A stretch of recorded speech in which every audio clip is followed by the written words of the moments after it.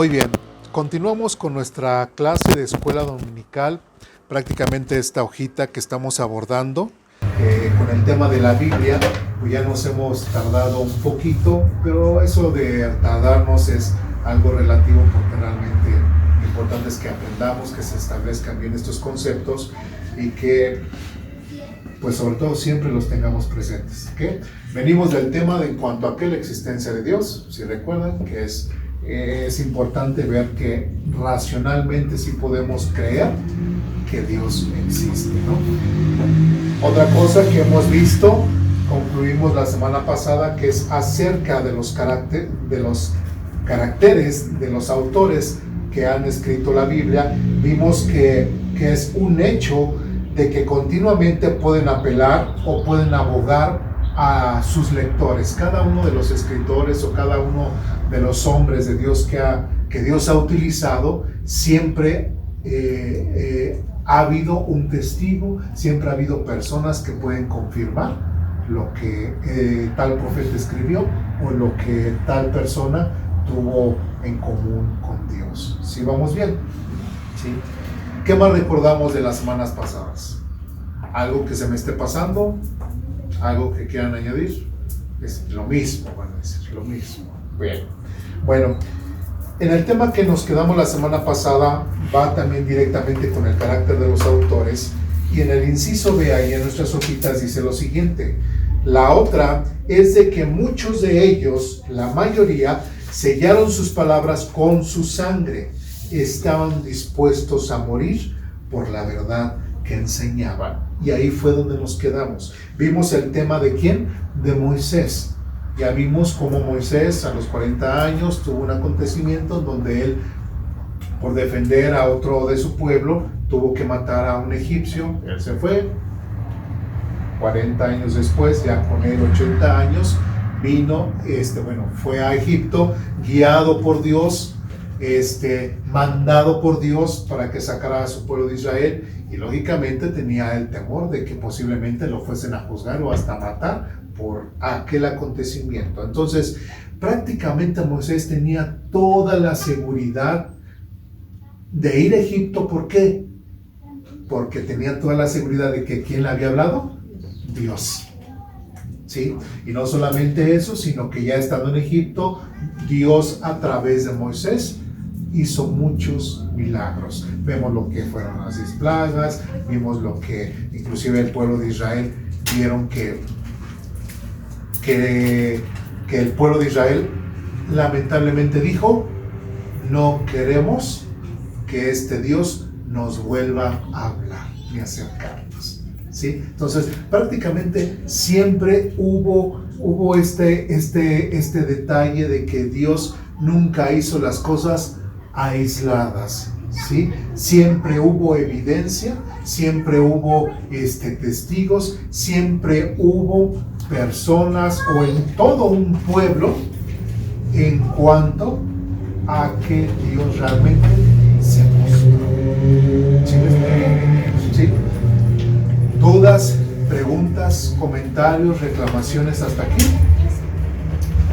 ¿No? Sí, está claro. ¿Sí? Bien. Entonces, en el siguiente texto vamos con el ejemplo de Samuel. Vamos al primer libro de Samuel, capítulo 7.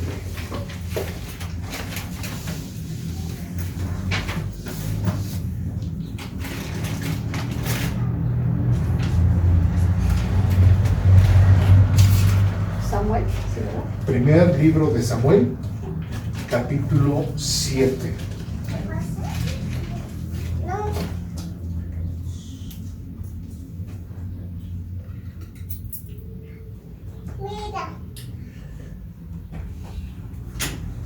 Ustedes me dicen cuando estén ahí.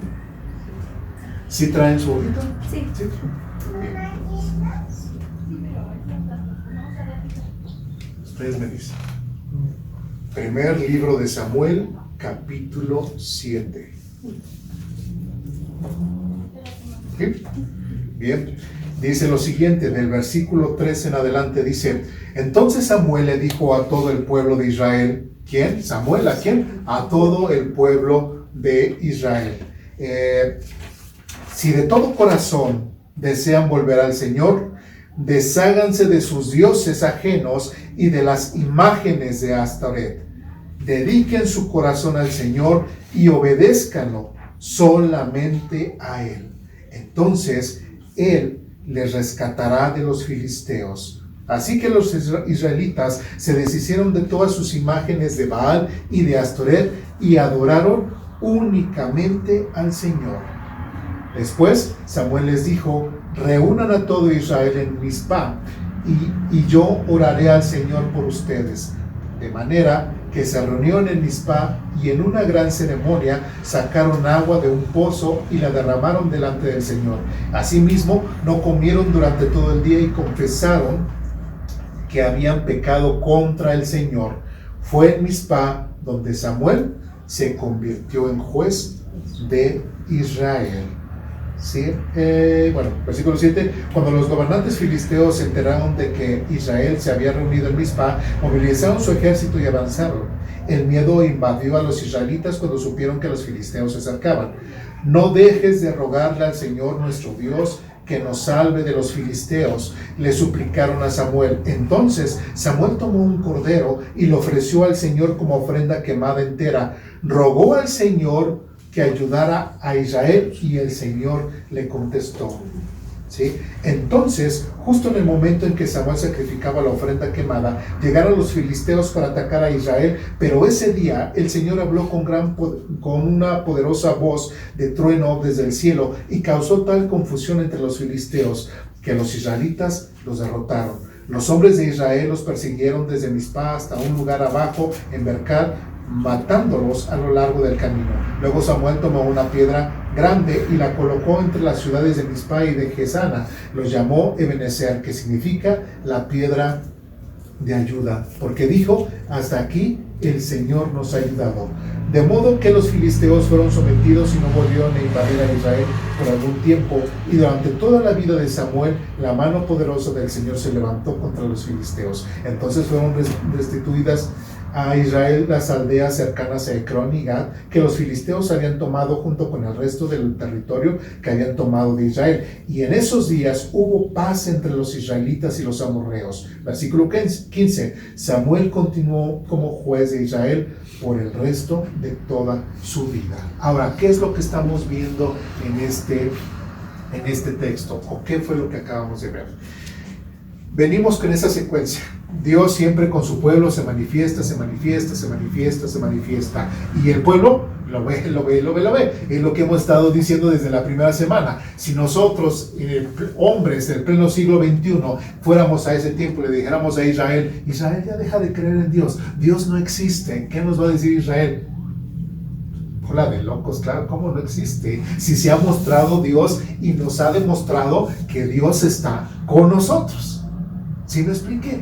¿Sí? Un Israel, el Israel de ese tiempo, el Israel de aquel entonces de Samuel, también lo mismo lo vimos con Moisés y ahora lo mismo lo estamos viendo con el profeta Samuel. Ahora, si nosotros recordamos parte del capítulo 7 con anterioridad, lamentablemente el pueblo de Israel en ese entonces estaba mal. Estaban saliendo de la época de ¿qué? De los jueces. ¿Sí? ¿Cómo se comportaba los hijos de Eli? Mal, eran sacerdotes muy malos, con las ofrendas hacían y deshacían como querían, tomaban prácticamente antes de que se ofrecieran los sacrificios, ellos los sacaban y pues como que hacían sus guardaditos, o sea, el sacerdocio estaba muy mal y Elí, nunca los reprendió, no nada. De hecho, tanto que Dios mandó un profeta y le advirtió a Elí lo que iba a acontecer. Cuando Samuel estaba joven, de la misma forma, Dios le habló en la noche, pensando Samuel que el que le estaba hablando era Elí. Y Elí le dijo: a ver, yo no te hablé, pero mira, si vuelves a escuchar otra vez, lo más seguro es de que Dios te esté hablando. Cuando Dios te vuelva a hablar, dile: Señor, aquí estoy, que tu siervo escucha. Otra vez le volvió a hablar y Dios le reveló nuevamente lo que iba a pasar. O sea, lo que esto repite es de que nosotros veamos que la Biblia que nosotros tenemos, que la Biblia que nosotros leemos, que la Biblia que nosotros disfrutamos, podemos estar completamente convencidos de que la Biblia es lo que dice ser. ¿Y qué es lo que dice ser? La palabra de Dios, ¿sí? Y así, lo mismo que le dijo Dios a este profeta que fue con Elí, lo mismo que le dijo a Samuel, ¿qué pasó más adelante? Los filisteos enfrentaron al pueblo de Israel. ¿Y qué fue? Cuando ellos empezaron estaban perdiendo, que se les ocurrió a los líderes, bueno, ¿y qué pasa si traemos el arca del pacto que representa la presencia del Señor y tal vez vamos a vencer a los filisteos? ¿Y qué ocurrió? Pues tristemente el pueblo de Israel llegaron los sacerdotes, los hijos de Elí precisamente, llevaron el arca, llegaron los filisteos, los atacaron, mataron a los hijos de Elí, ¿sí? ¿Qué pasó cuando Elí recibió la noticia de que sus hijos han muerto y que inclusive habían raptado el arca del pacto? Elí, de la impresión, y como era muy gordo, dice la Biblia, se fue de espaldas, se desnucó y se murió, ¿sí? Eso es un acontecimiento y algo que se cumplió. ¿Sí me explico? Otra vez repetimos, ¿cómo sabremos que eso es palabra de Dios, como preguntaba el pueblo de Israel? Bueno, pues las cosas que se dicen se tienen que cumplir, y se cumplió eso que Dios le había predicho a Elí, que podemos ver que de cierta forma en ningún momento vimos a un Elí compujado y decirlo, ay, pues voy a cambiar, perdóname Dios. No, jamás buscó corregir ni a sus hijos ni corregirse a sí mismo. Sí, pues ok, bueno, ya. Tristemente, ¿sí? Pasó este acontecimiento, el pueblo de los filisteos se llevaron el arca, ¿y qué ocurrió? ¿Qué les empezó a pasar? ¿Qué les empezó a pasar a ellos? Tomaron el arca, la metieron enfrente de su Dios. ¿Sí? ¿Qué le pasó la primera noche a su Dios? Se cayó. Casi como el símbolo de adoración hacia el arca. ¿Sí? Pero ¿cómo puede ser posible todo? Otra vez lo levantaron y todo. ¿Qué pasó la siguiente vez? Ese ídolo completamente destruido. ¿Sí? Y otra vez, o sea, empezaron a ver esas cosas milagrosas. Y eso no lo vieron el pueblo de Israel, eso lo vio precisamente nada más en los filisteos. ¿Sí? ¿Qué pasó después? Dios empezó a castigar a los filisteos, ¿de qué forma? Con ratas. ¿Y con qué? Y con tumores. ¿Sí? Y cuando ellos precisamente ya estaban listos para otra vez atacar al pueblo de Israel, porque ya prácticamente ya los habían sometido, el pueblo de Israel ya estaba pues listo a ser prácticamente destruido, moralmente, emocionalmente. ¿Cómo estaba el pueblo de Israel? Destruido y por los cielos, por los suelos. ¿Sí? Y cuando el pueblo filisteo iba a atacar, empezaron estos acontecimientos de los tumores, estos acontecimientos de las plagas de las ratas, y ya no pudieron atacar al pueblo de Israel. Y Dios, en otras palabras, había librado al pueblo de Israel. Si se dan cuenta, es acontecimiento tras acontecimiento. Y no es a una persona nada más, sino es a toda una nación que puede dar testimonio de esa existencia de Dios. ¿Sí me explico? ¿Sí? A lo mejor nosotros lo podemos ver y todo, pero esos pequeños, grandes detalles los tenemos que resaltar, porque tenemos que entender que nos están diciendo eso, que Dios está presente, que Dios está vivo, que Dios es real, que Dios ha protegido a su pueblo, que su pueblo es especial y que su pueblo ha sido siempre, y como lo podemos ver, fue ingrato para con Dios. ¿Sí? ¿Qué pasó después? Después de que los filisteos ya se cansaron casi alrededor como por unos 8 meses con ratas, con tumores, ¿sí? Ellos mismos dijeron, pues mejor vamos a regresar el arca, porque es más, el pueblo de Israel no movió ningún dedo, no estaba haciendo absolutamente nada, y Dios en su sola presencia, el arca dentro de los filisteos, él solito se defendió y atacó. ¿Eso qué nos enseña?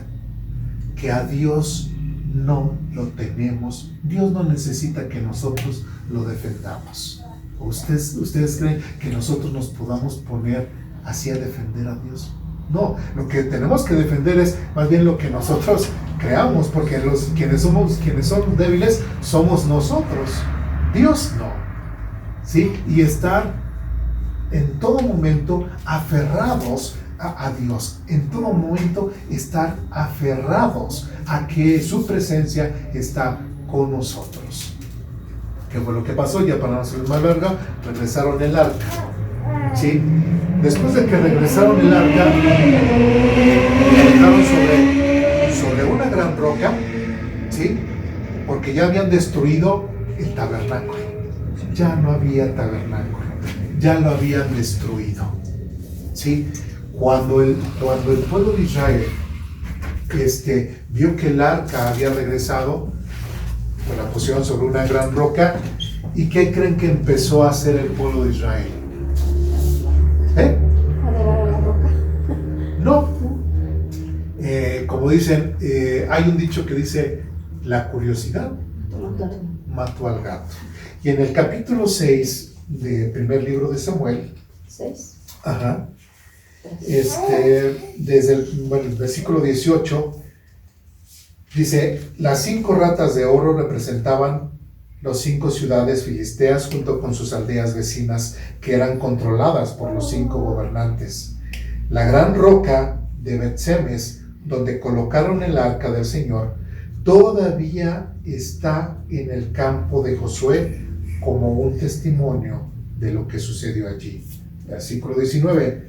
Pero el Señor mató a 70 hombres de Bet-Semes. ¿Quién eran estos hombres de Bet-Semes?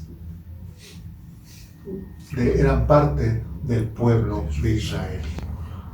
¿Sí? Estos 70 hombres de Bet-Semes, ¿por qué los mató?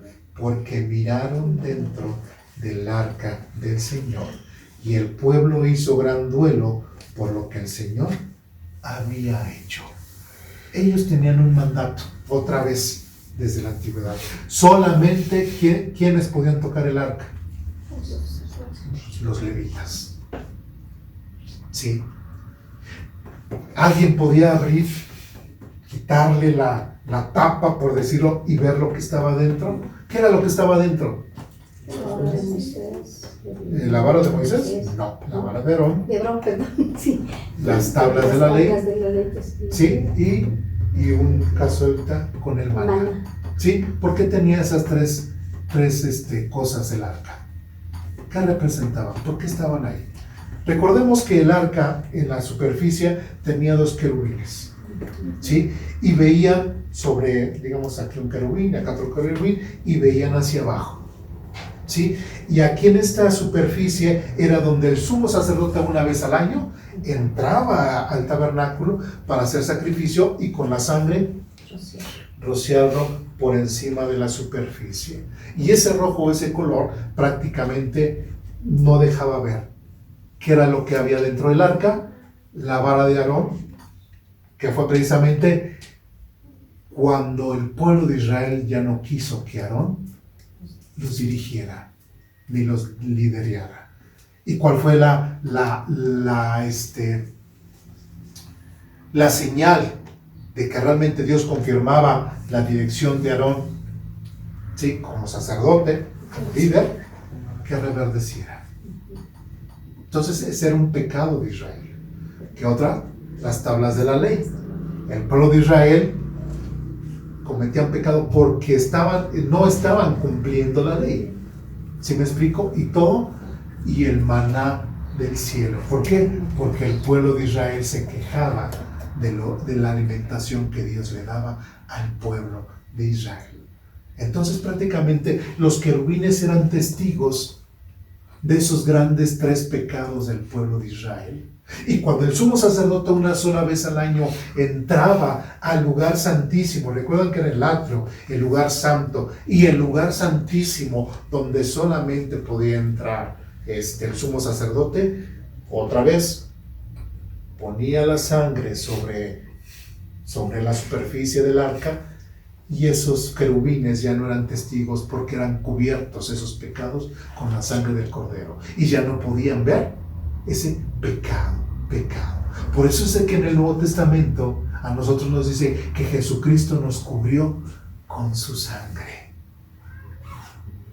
Y de esa forma ya Dios ya no ve nuestros pecados y solamente ve la sangre de Jesucristo derramada en nosotros, de la misma forma que se hacía sobre ese propiciatorio, sobre esa superficie del arca. ¿Me expliqué?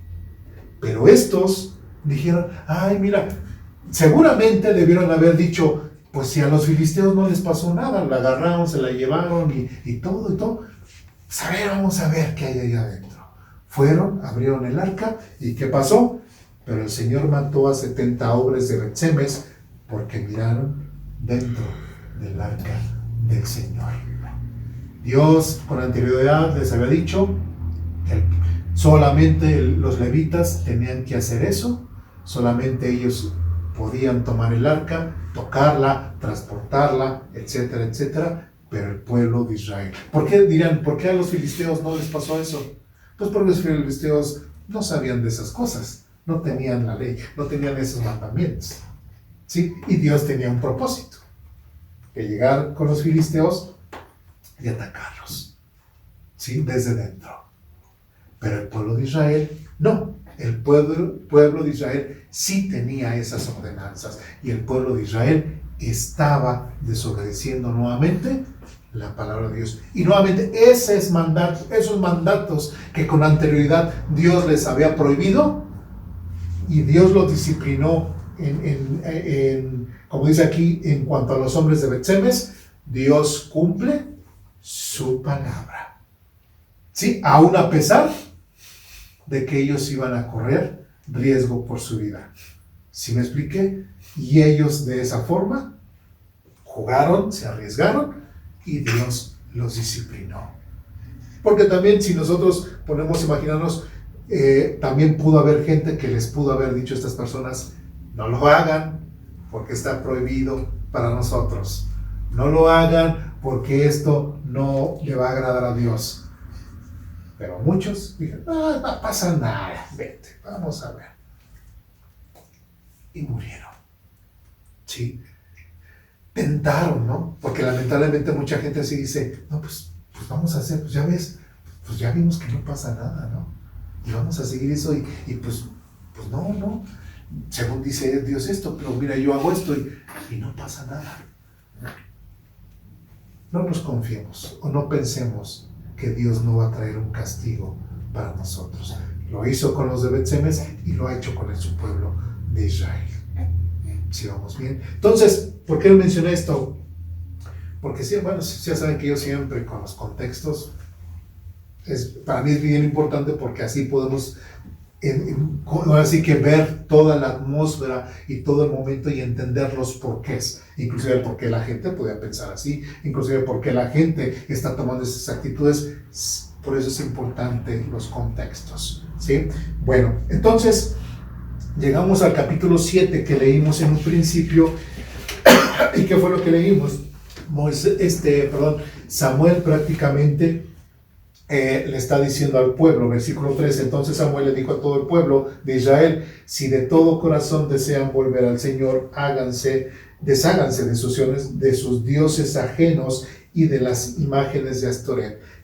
Lo triste es de que este mismo pueblo de Israel, ¿cuál era el contexto del pueblo de Israel en su moral?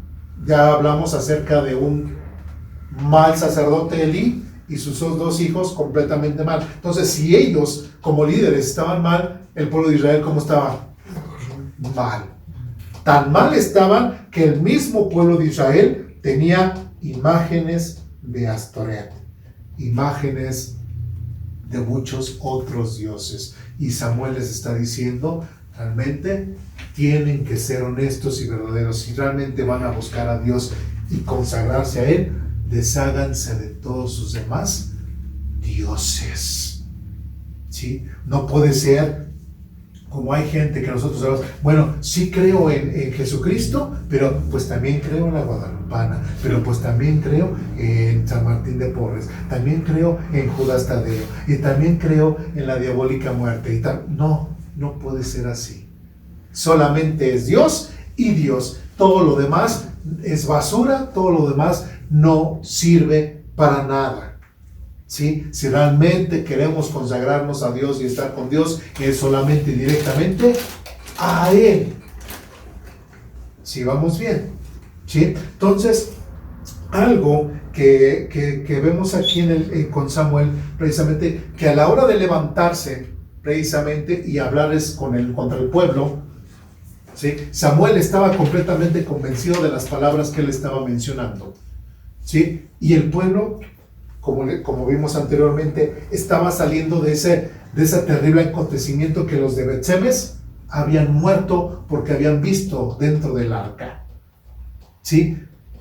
El pueblo estaba enfurecido. El pueblo estaba, como dicen, calientito también. Pero aún así Samuel se levantó y les dijo que son una bola de pecadores. Que era lo mismo que vimos la semana pasada con Juan el Bautista, que decía, hipócritas, generación de víboras. ¿Sí? Y el levantarse y hablar así de esa forma ante toda una nación o ante un pueblo y estar uno solito, pregunto, ¿será arriesgado o no será arriesgado? Claro que sí es arriesgado, ¿sí? Y una persona que realmente está convencido en cuanto a las cosas de Dios, ¿qué es lo que puede pasar por su mente?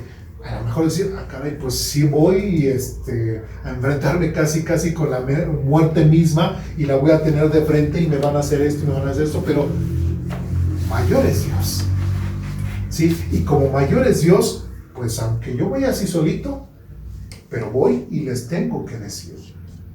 ¿Sí me expliqué? Y en el caso de Samuel, nuevamente vemos ese arriesgue. Ahora, ¿qué vimos también? Vimos que el pueblo de Israel otra vez veía que otra vez los filisteos, después, fíjense, hasta los filisteos ya habían sido atacados por Dios.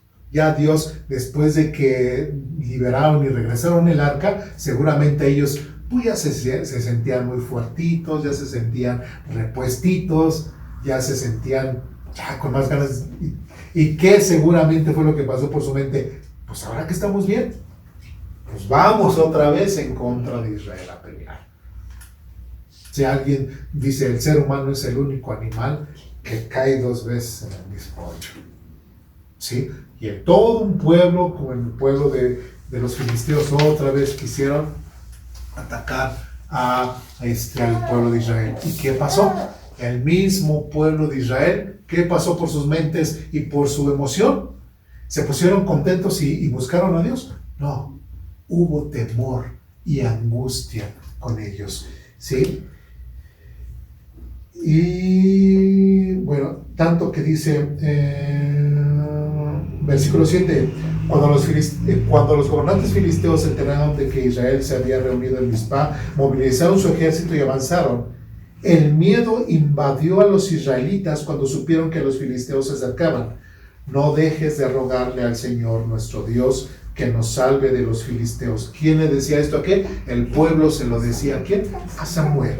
Dice, le suplicaron a Samuel. Entonces Samuel tomó un cordero y lo ofreció al Señor como ofrenda quemada entera. Rogó al Señor que lo ayudara a Israel y al Señor le contestó. ¿Sí? Dice, pero ese día el Señor habló con poderosa voz de estruendo desde el cielo y causó tal confusión entre los filisteos que los israelitas los derrotaron. Los hombres de Israel los persiguieron desde Mizpa hasta un lugar abajo, etcétera, etcétera, etcétera, y etcétera. Y ellos al final dice, y llamó Ebenezer, que significa la piedra que ayuda, porque dijo, hasta aquí el Señor nos ha ayudado. En otras palabras, el pueblo de Israel ya sabían, una primera batalla que tuvieron y habían sido vencidos por los filisteos. Ahora se avecinaba otra segunda batalla y ellos estaban más debilitados. ¿Qué era lo que iba a pasar? Otra vez los filisteos iban a arremeter en contra de ellos y los iban aquí a vencer. Entonces el pueblo de Israel estaba triste, desanimado. Entonces, otra vez lo mismo. ¿Sí? Pero ¿qué sucedió? Que esta vez le pidieron a Samuel, pide por nosotros. ¿Qué estamos viendo con este texto? Que ahora sí el pueblo de Israel, de cierta forma, se quiso, ¿sí?, estar bien con Dios, ¿sí? Y toda su fe y toda su confianza la pusieron ¿en qué? En Dios. Toda la nación la pusieron en Dios. ¿Y Dios qué hizo? Les contestó, los escuchó. ¿Y qué fue? ¿Dejó que fueran vencidos? No, los ayudó. Y el pueblo de Israel pudo vencer a los filisteos, a pesar de que ellos podían nuevamente volver a sufrir las consecuencias, maltratos, ser destruidos, simplemente muertos, y confiaron en Dios. ¿Sí vamos bien? Por eso es importante, como dice aquí, que muchos de ellos, en cuanto a los autores, dice, la mayoría sellaron sus palabras con su sangre. Estaban dispuestos a morir por la verdad que enseñaban. El pueblo de Israel estaba dispuesto a morir precisamente, o Samuel. Estos profetas estaban dispuestos a morir por la verdad que ellos profesaban. ¿Sí me explico? ¿Dudas, preguntas, comentarios hasta aquí? ¿Y qué vas a decir de la roca? De la piedra.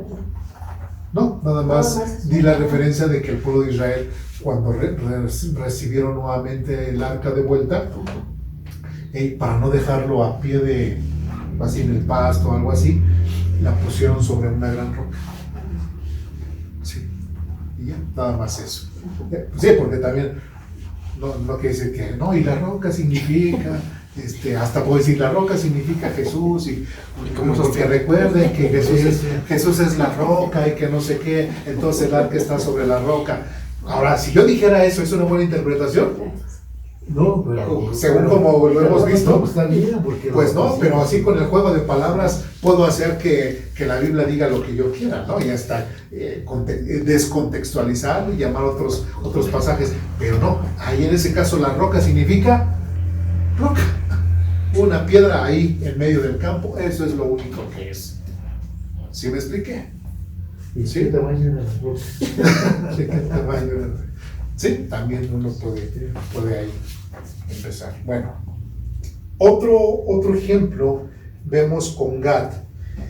Vamos a segundo libro de Samuel, capítulo 24.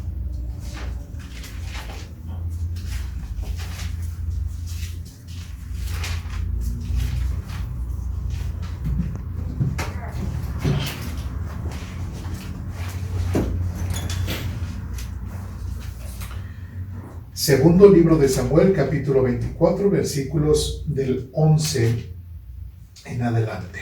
Ustedes me dicen cuando estén ahí. ¿Ya? Dice lo siguiente. Pero después de haber levantado el censo a David, le comenzó a remorder la conciencia y le dijo al Señor: he pecado grandemente por haber hecho este censo. Señor, te ruego que perdones mi culpa por haber cometido esta tontería. A la mañana siguiente, la palabra del Señor vino al profeta Gad, quien era el vidente de David, y le dio este mensaje: ve y dile a David, esto dice el Señor, te doy 3 opciones, escoge uno de estos castigos y yo te lo impondré. De modo que Gad fue a ver a David y le preguntó: ¿vas a elegir 3 años de hambre en toda la tierra, o 3 meses de huir de tus enemigos, o 3 días de una terrible plaga por todo el país? Piénsalo bien y decide qué respuesta debo darle al Señor, quien me envió. Estoy en una situación desesperada, le respondió David a Gad. Mejor que caigamos nosotros en las manos del Señor, porque su misericordia es grande, y que no caiga yo en manos humanas.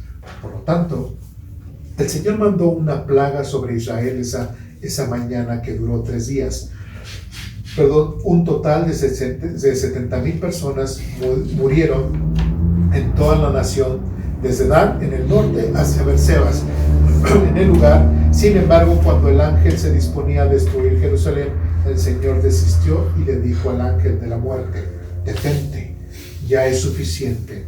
En ese momento el ángel del Señor estaba junto al campo de trillar, de Aurora, y bueno, etcétera, etcétera, etcétera, etcétera. El versículo 19 dice: así que David subió para hacer lo que el Señor le había ordenado. Pero ahí en nuestra hojita estamos tomando como referencia al profeta Gad, ¿sí? Si nosotros recordamos o entendemos un poquito de cómo era la situación en cuanto a presentarse delante del rey, habían muchos formulismos o muchas cosas en las cuales hasta se podría decir que el rey no admitía o no quería que hubiese a su alrededor. Una de las cosas que algunos reyes decían es de que a mi alrededor debe de haber pura gente bonita, ¿sí? Si había gente fea, para él, para su criterio, no la quería cerca. ¿Sí me expliqué? Que otra cosa, no podía haber gente triste alrededor del rey, ¿sí? No podía estar ante la presencia de Dios con una actitud ay, me está pasando esto, no, también eso hasta era motivo de muerte, ¿sí? Y en el caso de Gad, el profeta, pues llegó ante la presencia del mismo rey David, ¿sí? Y le dijo prácticamente esto que Dios le había dicho: tendrás estos tres castigos. ¿Qué pudo haber dicho David? Estás loco, yo ya le pedí perdón a Dios y no me interesa. Maten a este sinvergüenza que me quiere engañar, ¿sí? Pero Gad, aún así, sabiendo la forma en cómo David pudo haber respondido, ¿qué fue lo que hizo Gad?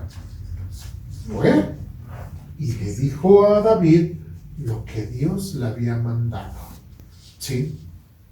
Uno puede decir: pero pues, estás loco, ¿cómo vas a llegar ante la presencia del rey David? ¿Cómo vas a llegar ante el mismo rey y le vas a decir: escógete uno de estos 3 castigos que Dios te va a imponer, y decide casi ahorita cuál es, porque le tengo que dar respuesta a Dios?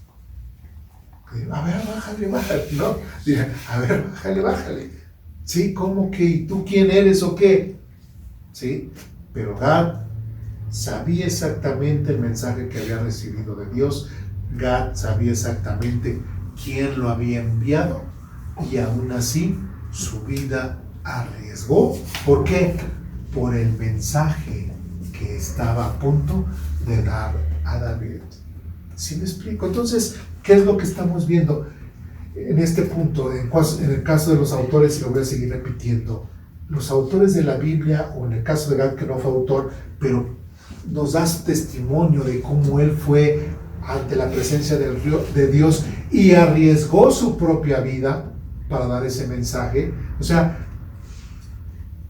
es demasiada, ¿cómo decirlo? Demasiada presunción o demasiada osadía que una persona que simplemente, pues se me ocurrió hablarle a David acerca de que según Dios me habló, pero no es cierto, pero le voy a decir a ver qué pasa, ¿no? Como aquellos de que vamos a hacer esto a ver qué pasa. Entonces, Gad no tuvo esa actitud. Gad tuvo esa actitud, tal vez, sí, con cierto temor. Fue ante la presencia de David, le dijo lo que tenía que decir, arriesgó su vida, y porque él estaba convencido del mensaje el cual llevaba. ¿Me explico? Entonces, no podemos decir que la Biblia está hecha por hombres locos o por un hombre que se le ocurrió escribir la Biblia y ya, sino no, por hombres como cualquiera de nosotros, ¿sí? Que fue utilizado por Dios, ¿sí? Y nuevamente la semana pasada mencionábamos que la Biblia no es un libro religioso. La Biblia es el cúmulo de testimonios de personas que tuvieron una relación con Dios. Dejemos de pensar que la Biblia es religiosa. Dejemos de pensar que la Biblia nos habla de religión, porque es de lo que menos habla. ¿Sí me expliqué? ¿Sí? ¿Dudas, preguntas, comentarios, reclamaciones hasta aquí? ¿No? Bien. También vemos el ejemplo de Natán. Rápidamente vamos al segundo libro de Samuel, capítulo 7. Bueno, ya estamos ahí, nos regresamos unos capítulos atrás.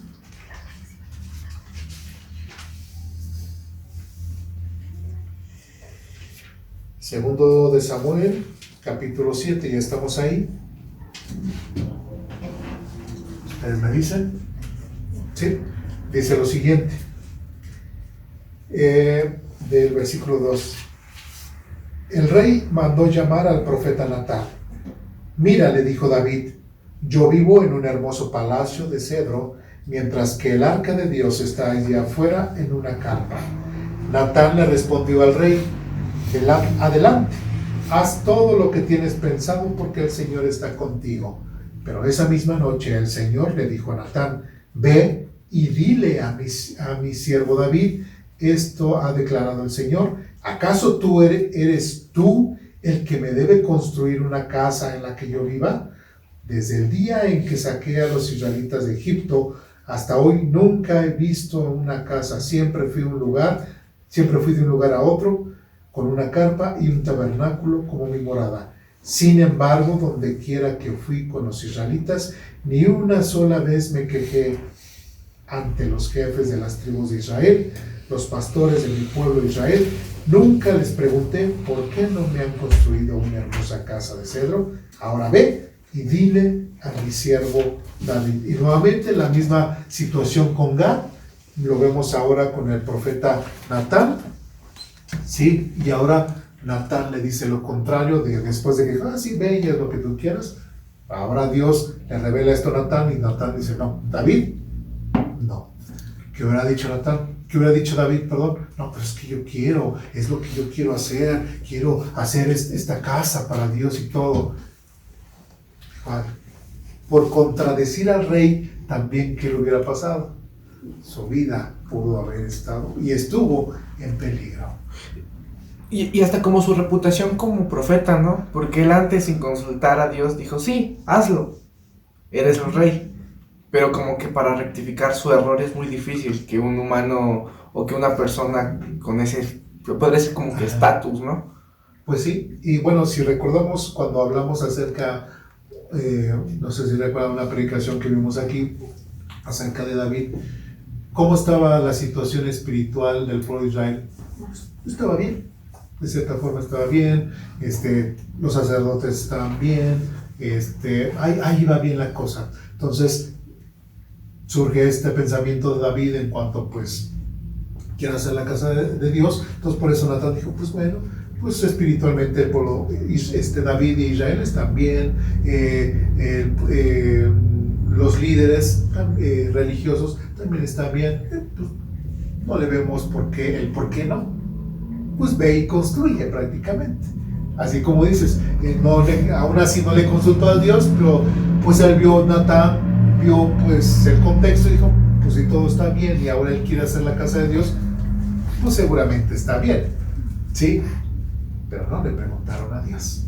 Y eso también nos enseña algo, ¿no? Que hay cosas que a lo mejor pudieran parecer que están bien, o que hacemos que están bien, pero aún así hay que pedir el consejo de Dios, ¿sí? Porque no todo porque parezca que está bien quiere decir que Dios lo apruebe. Pero también está el otro lado, ¿no? De que la Biblia nos dice que Dios conocía el corazón de David. Ajá. Y conocía que era obediente a él.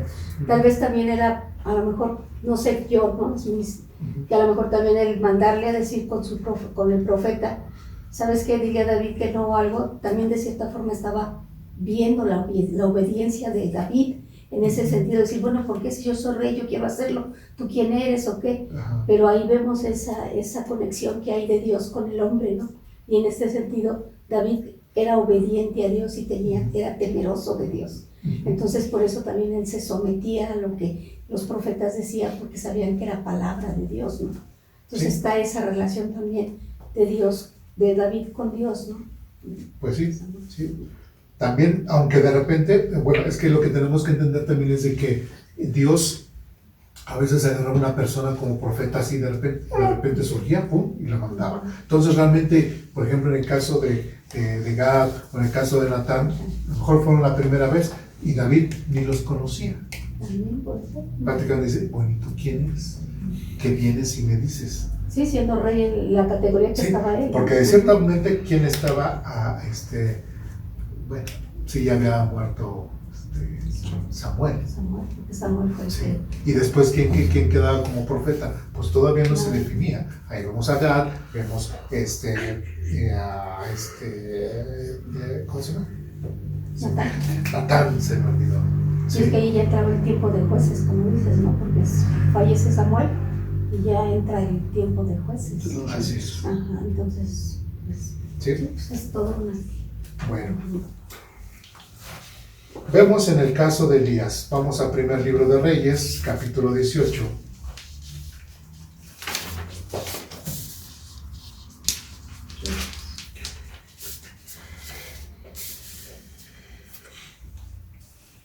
Primer libro de Reyes, capítulo 18, versículo 22. Dice lo siguiente. ¿Ya estamos ahí?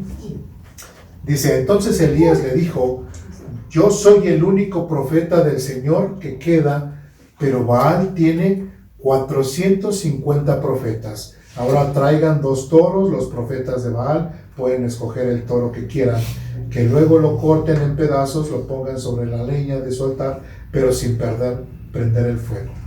Yo prepararé el otro toro y lo pondré sobre la leña del altar, etcétera, etcétera. Versículo 27 dice, cerca del mediodía Elías comenzó a burlarse de ellos. Tendrán que gritar más fuerte. ¿Por qué?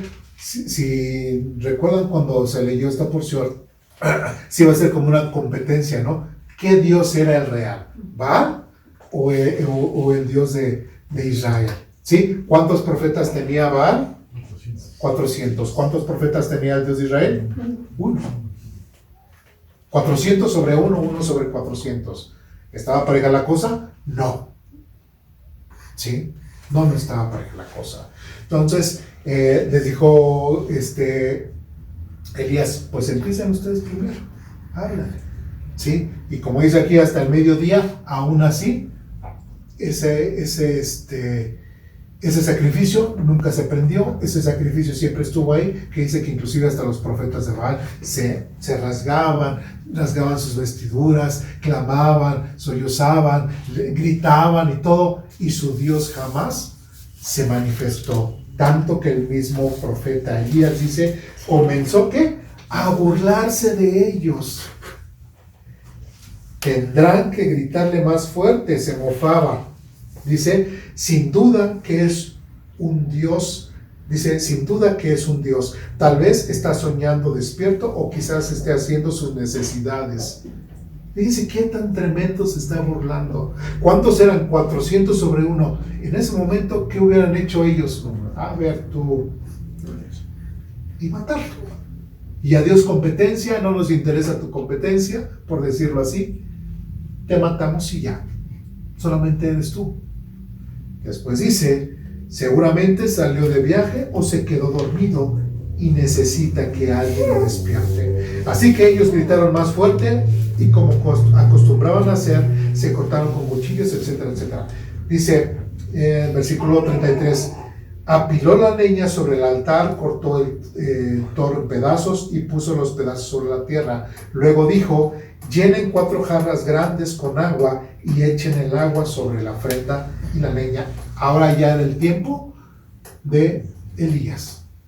¿Sí? Una vez que lo hicieron, les dijo, háganlo de nuevo. Cuando terminen, les dijo, háganlo por tercera vez. Así que hicieron lo que les dijo y el agua corría alrededor del altar, tanto que hasta tanto que hasta colmó la zanja. Y a la hora que solía hacer el sacrificio vespertino, el profeta Elías caminó hacia el altar y oró: Oh Señor, Dios de Abraham, de Isaac y de Jacob, demuestra hoy que tú eres Dios de Israel y que yo soy tu siervo. Demuestra que yo he hecho todo esto por orden tuya. Oh Señor, respóndeme para que este pueblo sepa que tú, oh Señor, eres Dios y que tú los has hecho volver a ti. Al instante, el fuego del Señor cayó desde el cielo y consumió el toro, la leña, las piedras y el polvo hasta lamió todo el agua de la zanja. Cuando la gente vio esto, todos cayeron rostro en tierra y exclamaron: El Señor es el Dios. Sí, el Señor es Dios. Entonces Elías ordenó: atrapen a todos los profetas de Baal, no dejen que escape ninguno. Entonces los agarraron a todos y Elías los llevó al valle de Cisón y allí los mató. ¿Quién los mató? Elías. ¿A cuántos? 400 profetas de Baal. Entonces vemos a un Elías, profeta de Dios, mandado por Dios a una situación completamente complicada. Tenía que demostrar que el Dios del cual estaba siendo enviado, el cual el Dios del pueblo de Israel lo había enviado, tenía que demostrar. ¿Delante de qué? Delante de 400 profetas de Baal. ¿Qué hubiera pasado? Como ya lo hemos dicho, ¿Elías estaba arriesgando o no estaba arriesgando su vida? Estaba arriesgando su vida. ¿Sí? Su vida corría peligro, no solamente ante los profetas de Baal, sino ante todo el pueblo. Porque el mismo pueblo, ¿qué pudo haber hecho con Elías? ¿Cuál era la orden que Dios le había dado al pueblo de Israel en cuanto a los falsos profetas? Pues que si no se cumple, ¿qué iba a pasar con Elías? Lo iban a matar. No necesitaba que los profetas de Baal lo mataran. El mismo pueblo de Israel iba a matar a Elías. ¿Pero qué pasó? Ocurrió. Dios se manifestó, quemó esa ofrenda. ¿Sí? Dios dice, hasta el agua que había en la zanja, la lamió o la secó prácticamente. ¿Sí? Y el mismo pueblo dijo, cuando la gente vio esto, todos cayeron rostro en tierra y exclamaron: el Señor, Él es Dios. Sí, el Señor es Dios. Y nuevamente Dios hace un acontecimiento no en lo secreto, sino en público, y le dio testimonio a su pueblo de que realmente Dios, el Dios de Israel, estaba ahí con ellos. Y que no solamente eso, sino que el profeta al cual Dios estaba utilizando era Elías. ¿Sí? Y se cumplió lo que Elías dijo. Entonces, ¿por qué pues vemos el relato de Elías en el libro de los Reyes? Porque la vida de Elías tiene el respaldo ¿de quién? De Dios. ¿Sí vamos bien? ¿Dudas, preguntas, comentarios, reclamaciones? No, es así como comentario, hermano. Creo que, bueno, lo que hemos visto de cómo es la necesidad, ¿no? También, si ponemos atención, la necesidad del ser humano necesitan ver algo para poder creer en eso. Porque, pues, bueno, analizándolo, sabemos que Dios es espíritu, que Dios no necesitaba una casa, un lugar, una construcción, porque pues, Él es demasiado grande, ¿no? Así como le dijo. Entonces, más sin en cambio, el pueblo de Israel también, en cierto modo, quería ser como los demás. Desde ahí traían eso en su corazón, ya quería ser como las demás naciones que querían adorar a un Dios, que pudieran ver algo. Entonces también, no sé por qué, porque les permitió también, o les mandó construir el arca, algo que tuvieran representativo de Dios, ¿no? Que pues es algo, como dice, que es algo de las cosas futuras, no es algo es algo de lo que hay ahí arriba, ¿no? El arca también. Entonces, pues vemos, bueno, yo al menos puedo notar eso del pueblo de Israel y del pueblo en general, porque muchas veces de ahí incluso hay religiones, ¿no? O, por decir la tradicional, que se toman de estos pasajes como de, mira cómo les mandó a construir el arca, cómo les mandó a construir un ángel, unos querubines. Entonces de ahí se agarran para su idolatría, para fomentar eso. Sí, la gran diferencia en este caso, sí mencionan precisamente el arca, es de que el pueblo de Israel no adoraba el arca.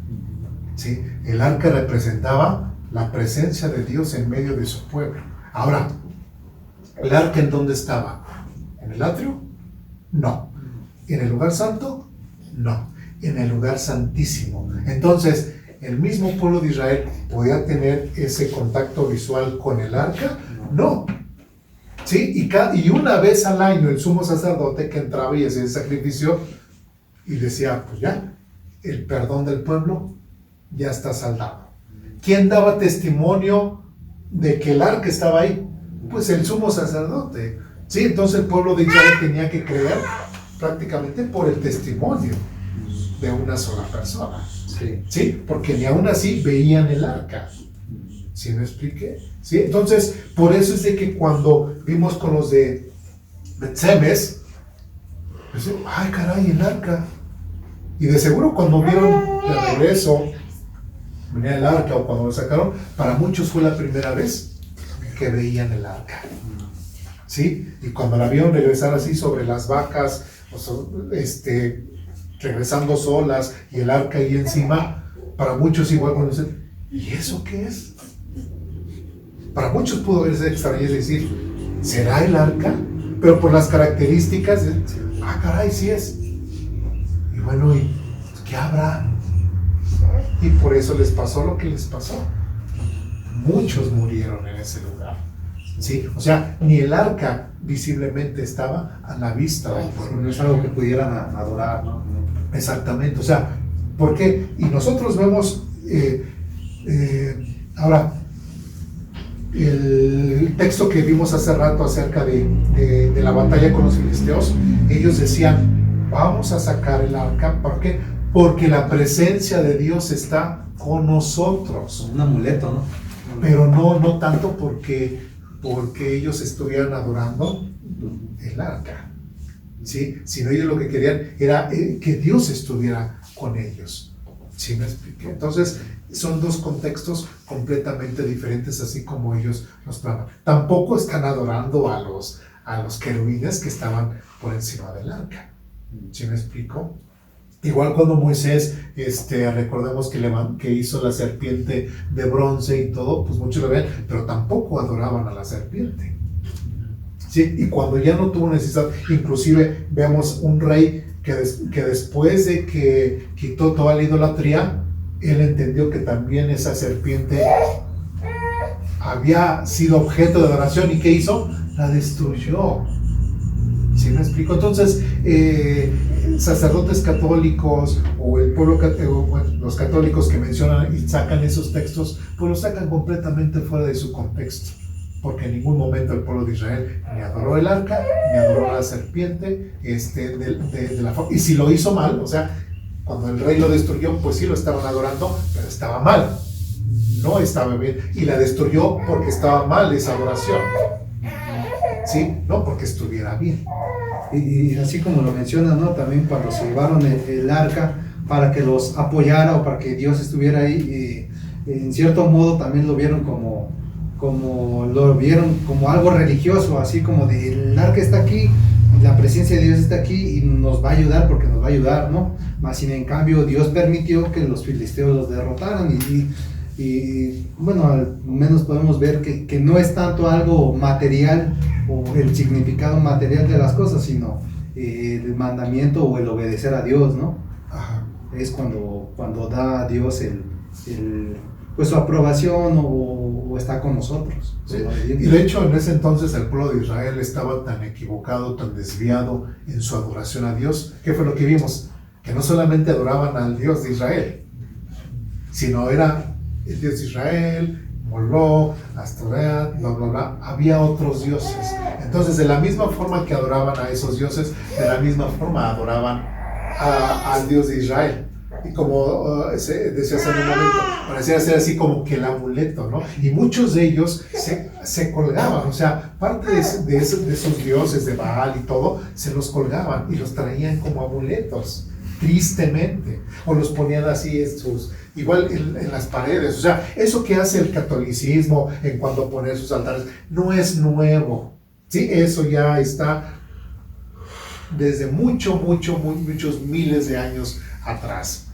¿Sí me expliqué? En cuanto a ese tipo de adoraciones hacia las imágenes. Entonces, también por eso, a lo mejor podemos ver que Dios pues fue llevado, bueno, la presencia de Dios en cuanto al arca se llevó porque el pueblo de Israel no vio la presencia de Dios como debería de ser. ¿Sí me explico? Si la vio como los demás. Pero es ahí donde Dios permitió que sucediera eso para mostrarles al pueblo que Él es el Dios vivo, verdadero, y que es diferente a todos los demás. ¿Sí me expliqué? Sí. Bien. ¿Dudas, preguntas, comentarios, reclamaciones hasta aquí? ¿No? Bien, pues concluimos con primer libro de Reyes, capítulo 22.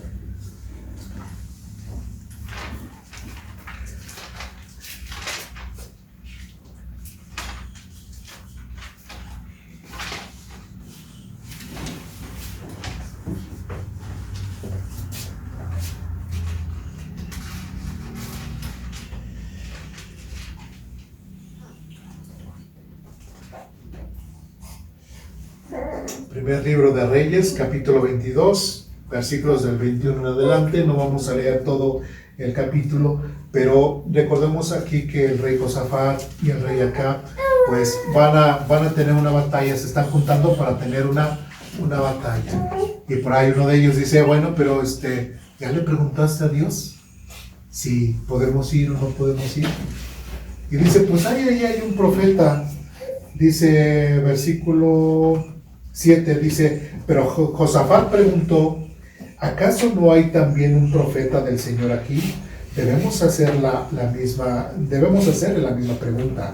Y el rey de Israel contestó a Josafat, hay un hombre más que podría consultar al Señor por nosotros, pero lo detesto. Nunca me profetiza nada bueno, solo desgracias. Se llama Micaías, hijo de Imla. ¿Sí? Entonces, este profeta siempre le profetizaba a Josafat puras cosas malas. ¿Pero por qué? Porque él no estaba bien delante de Dios. Y recordemos que aquí en este entonces el pueblo estaba dividido. ¿Sí se acuerdan? El pueblo de Israel arriba y el pueblo de Judá al reino del sur.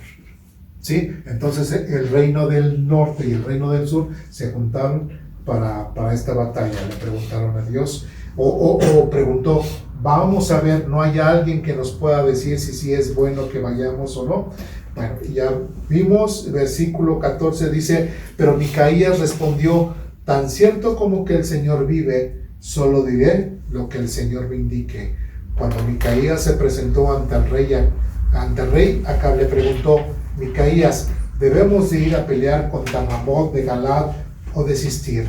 Micaías le respondió con sarcasmo, sí, sube y saldrás vencedor, porque el Señor dará la victoria al rey. Pero el rey le respondió con dureza, ¿cuántas veces tengo que exigirte que solo me digas la verdad cuando hables de parte del Señor? Entonces Micaías le dijo, en una visión vi a todo Israel disperso por los montes como ovejas sin pastor. Y el Señor dijo, han matado a su amo, envíalos a sus casas en paz. No te dije, exclamó el rey de Israel a Josafat, ¿nunca me profetiza otra cosa que desgracias? ¿Sí? Micaías continuó diciendo, escucha lo que dice el Señor. Vi al Señor sentado en su trono, rodeado, etcétera, etcétera, etcétera.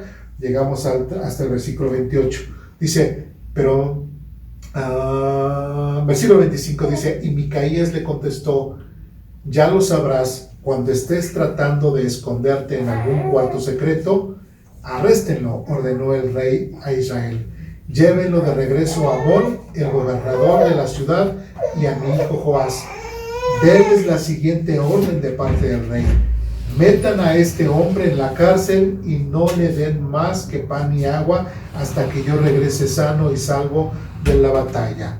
¿Por qué le dijo esto? Porque el profeta Micaías le había profetizado que él iba a morir en esa batalla, ¿sí? Y versículo 28 dice: pero Micaías respondió: si tú regresas a salvo, eso significa que el Señor no habló por medio de mí. Y prácticamente ya no sabemos qué pasó más con Micaías, porque este rey fue muerto en esa batalla, ¿sí? Y había dado la orden de que lo soltaran hasta que él regresara. Y como ya no regresó, pues Micaías se quedó ahí. Y prácticamente vemos en Micaías un hombre que, de la misma forma como Elías, de Samuel, de todo, arriesgaron su propia vida por el mensaje que habían recibido. Fue más fuerte. O sea, una persona que va sin alguien que haya, sin haber sido enviado, y mucho menos por Dios, realmente es una persona loca. Y no podemos ver que estos hombres hayan sido locos, sino estaban completamente cuerdos, y en su inteligencia ellos estaban completamente convencidos de que Dios los había enviado. Estaban completamente convencidos del mensaje que ellos iban a dar, aún a pesar de arriesgar sus vidas. Y si nos damos cuenta, no solamente ha sido una persona ni dos personas, sino todo el Antiguo Testamento lo vemos plagado de personas que arriesgaron sus vidas por defender el mensaje que ellos mandaron. ¿Qué podemos hablar acerca del Nuevo Testamento? La misma situación. Vemos a un Pablo, vemos a los mismos apóstoles, ¿sí?, que arriesgaron sus propias vidas por el mensaje que ellos predicaban, ¿sí? Entonces, ¿qué es lo que nos está diciendo? ¿Qué es la Biblia en sí misma? Otra vez lo repito, no es religión. La Biblia no es religión. La Biblia no es religiosa. La Biblia son los testimonios vivos de personas que tuvieron un encuentro personal con Dios, una relación, ¿sí? Y han quedado plasmadas no fábulas o historias, sino quedó plasmada en la historia, ¿sí?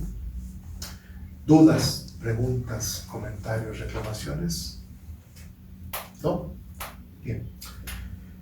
Pues todavía no terminamos la cita, pero ya hemos terminado ese punto, ¿sí? Bien, pues vamos a orar para terminar.